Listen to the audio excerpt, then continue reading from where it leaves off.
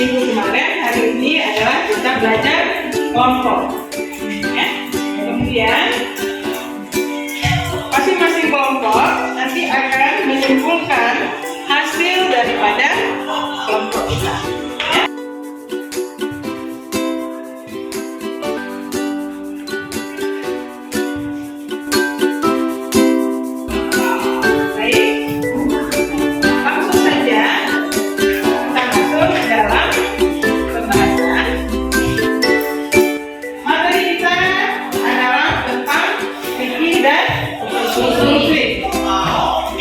Kemudian yang selanjutnya masalah-masalah yang dibahas dalam studi.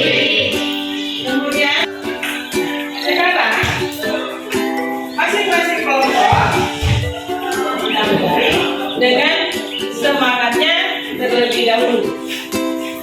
Apa semangatnya? Moto masing-masing kelompok. Baik, yang pertama kelompok 1. Belajar fikih kompas untuk Islam. Kelompok 2. Usul fikih fondasi hukum Islam. Ya. Yang ketiga. Ijtihad penerapan cendekiawan dalam hukum. Oke, kelompok 4. Ijma konsensus ulama sekolah hukum Islam. Mantap. Baik.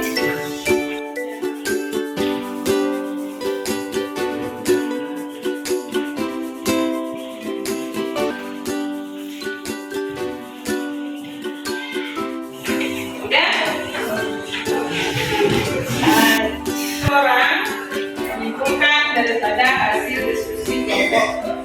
Yang kedua, salah satu untuk maju ke depan untuk bisa menyimpulkan hasil daripada diskusinya. Assalamualaikum warahmatullahi wabarakatuh. Waalaikumsalam warahmatullahi wabarakatuh. Sama saya Ibu Tani dari kelompok 2 ingin memberikan kesimpulan dari hasil kelompok kami. Pelajarannya adalah memahami sumber-sumber utama hukum Islam.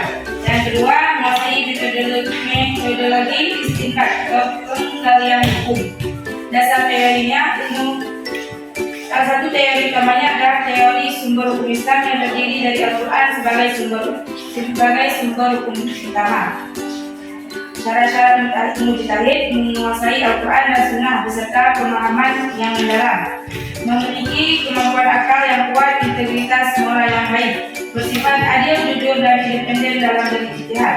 Metode ijtihad yaitu qiyas, istisqas, maslahah mursalah dan qaul. Yang